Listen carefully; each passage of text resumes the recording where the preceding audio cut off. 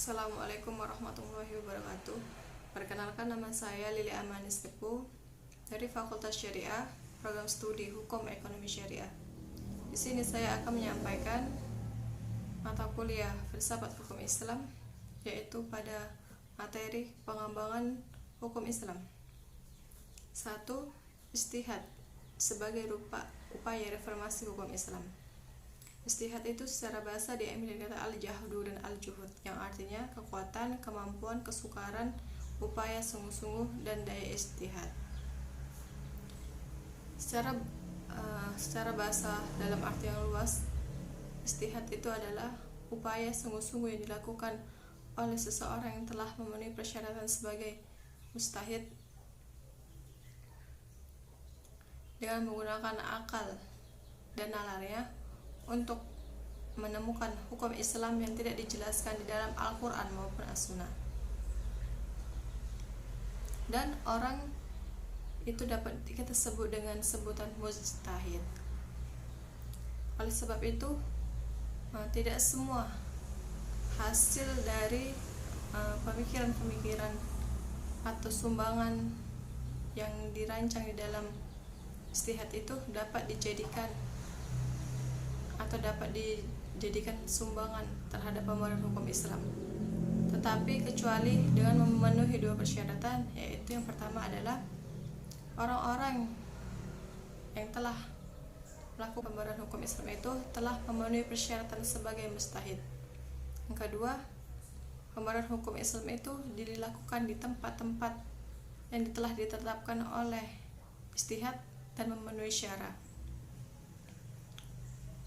Maka oleh karena itu, para ahli-ahli ijtihad itu haruslah membuat hukum yang relevan dengan keadaan sekarang ini.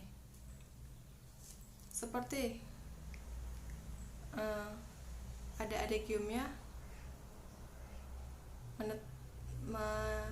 mempertahankan hukum yang lama yang baik dan mengambil hukum yang baru yang lebih baik.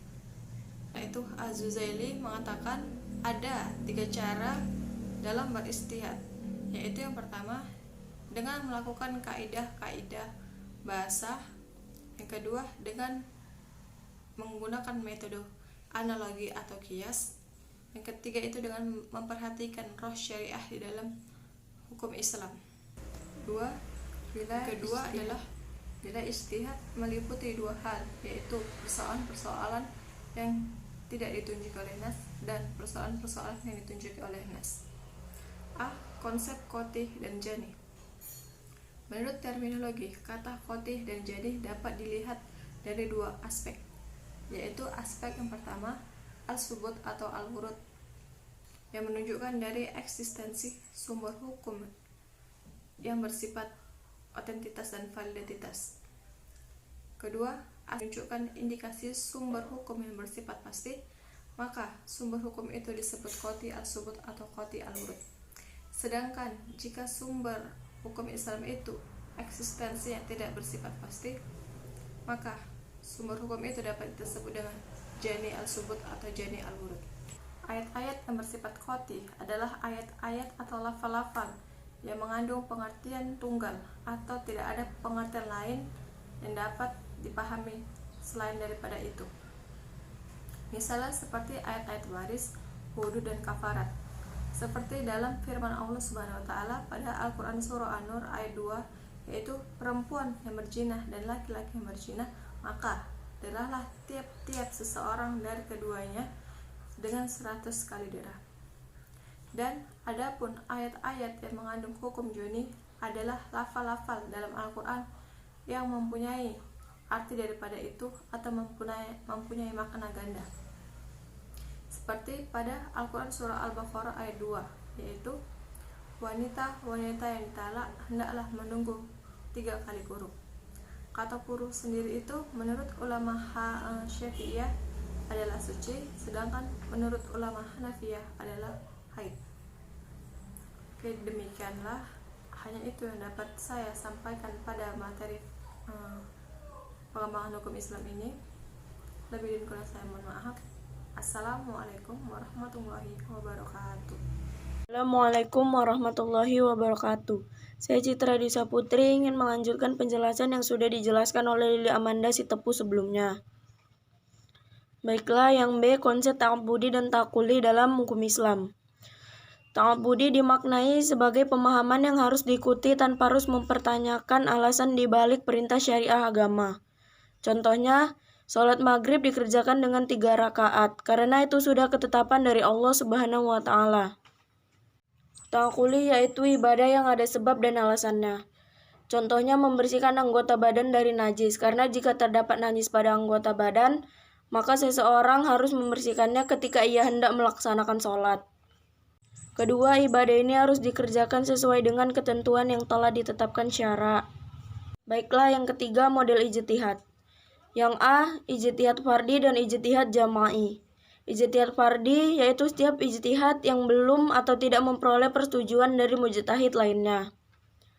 Kalau ijtihad jama'i yaitu setiap ijtihad yang sudah memperoleh persetujuan dari mujtahid lainnya. Tidak mungkin terjadi ijtihad jama'i apabila tidak dilakukan terlebih dahulu ijtihad fardhi.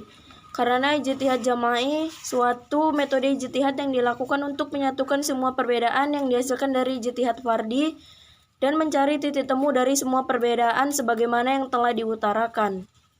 Mengenai konteks pemahaman dalam ijtihad fardhi lebih kepada pemahaman masyarakat sekarang tentang suatu hukum. Yang B, ijtihad intiqai dan ijtihad insya'i. Ijtihad intiqai adalah memilih satu pendapat dari beberapa pendapat terkuat yang terdapat dalam warisan fikih Islam yang penuh dengan fatwa dan keputusan hakim. Ijtihad insya'i yaitu pengambilan hukum baru dari suatu persoalan dan belum pernah dikemukakan oleh ulama terdahulu. Dengan adanya ijtihad intiqai dan insya'i, seluruh persoalan dapat dijawab sehingga hukum Islam tetap sesuai dan relevan di segala zaman dan kondisi sosial. Ijtihad intiqai dan insya'i memiliki relevansi dan peluang yang terbuka untuk diterapkan dengan memanfaatkan semua media dan fasilitas yang ada. Mungkin itu saja yang bisa saya sampaikan, lebih dan kurang saya mohon maaf. Assalamualaikum warahmatullahi wabarakatuh.